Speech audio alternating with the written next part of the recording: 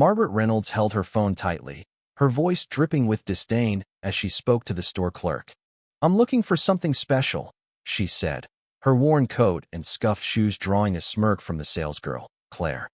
"Ma'am, I'm afraid this store might be out of your budget," Claire replied, her tone mocking. Margaret simply smiled. If only they knew. With one call, she could turn their world upside down, and by tomorrow, she would. In the heart of New York City, where skyscrapers tower and ambition pulses through the streets, lived Margaret Reynolds, a 67-year-old billionaire. As CEO of Reynolds Enterprises, a conglomerate spanning tech to real estate, her wealth could rival Wall Street's elite. Yet Margaret lived simply, finding joy in humility and generosity, not material excess. Her daily attire, plain dresses from thrift stores, comfortable shoes, and silver hair tied in a modest bun, gave no hint of her fortune. To the world, she was just another elderly woman, perhaps a retired librarian or a grandmother enjoying her later years. Margaret's kindness was renowned among the few who knew her true identity. She donated millions to charities, funded scholarships for underprivileged students, and volunteered at shelters, always anonymously. Her assistant, Rachel Evans, a sharp and driven young woman, was one of the few privy to Margaret's immense influence. One crisp fall morning, Margaret decided to treat herself to a piece of jewelry. She'd heard of a small, family-owned shop in Manhattan, Golden Gems, known for its handcrafted designs, but also for catering to the city's elite. Dressed in a simple gray dress and a faded cardigan, Margaret entered the store. The doorbell chimed, announcing her arrival. The shop was quiet, save for a few employees arranging displays. Claire, a young saleswoman, glanced up, her eyes scanning Margaret's modest appearance before dismissing her. "Can I help you?" Claire asked, her tone laced with condescension. "I'm looking for a necklace," Margaret said politely, her eyes browsing the glass cases. Claire smirked, exchanging a glance with her colleague, Tom.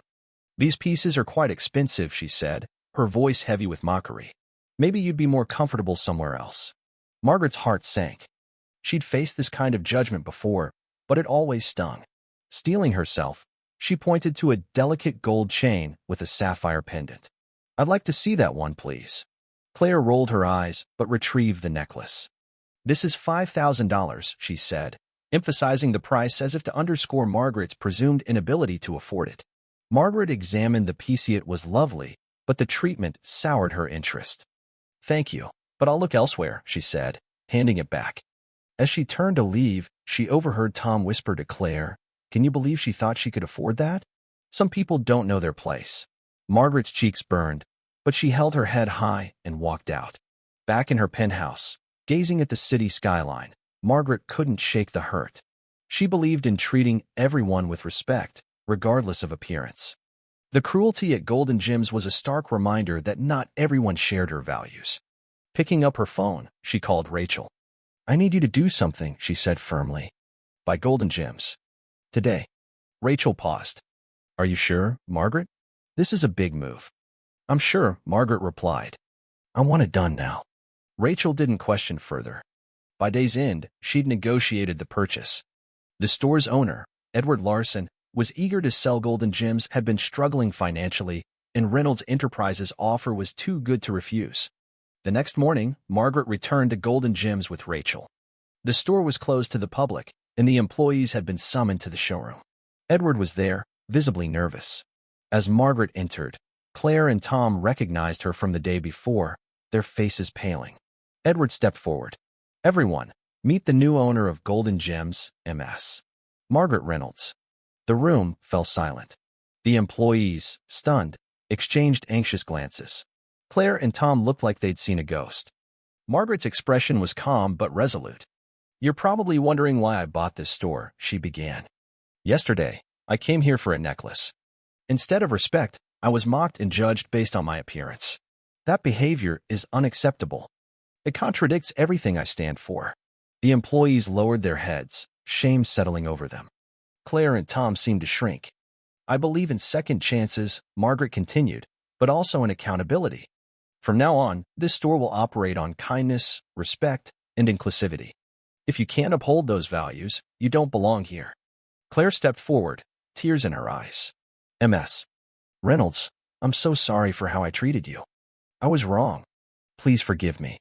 Margaret studied her for a moment, then nodded. Apology accepted. But remember, kindness costs nothing. Never judge someone by their appearance. You don't know who they are. Under Margaret's ownership, Golden Gems transformed.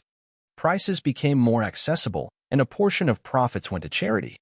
The employees, now aware of the importance of respect, treated every customer with dignity. Margaret visited often, always in her simple attire, becoming a beloved figure among the staff for her humility and generosity. Claire and Tom learned a profound lesson. Claire, promoted to manager, became a vocal advocate for the store's new values, speaking at events about the impact of small acts of kindness. Tom volunteered in community programs, sharing how Margaret's example changed him. The story of the billionaire in simple clothes spread across New York. Media outlets picked it up, and Margaret, despite her preference for privacy, agreed to one interview with journalist Laura Bennett. "Everyone deserves respect, no matter how they look," Margaret said. "What happened at Golden Gems showed we have work to do, but also that change is possible." The interview went viral, sparking a Kindness Matters movement. Golden Gems became a model for businesses, its policies on inclusivity adopted by others. Margaret continued her philanthropy, funding initiatives while enjoying life's simple pleasures: reading, gardening, and time with loved ones. Years later, Margaret passed away peacefully, surrounded by family. Her funeral was a celebration of her life, attended by people from all walks of life. Rachel's eulogy captured her essence. Margaret Reynolds was more than a billionaire. She was a woman of kindness, humility, and purpose. Her legacy isn't in her wealth, but in the lives she touched and the values she championed. Golden Gems remained a beacon of inclusivity, its employees, led by Claire, upholding Margaret's vision. Her story became a legend, a reminder to never judge a book by its cover.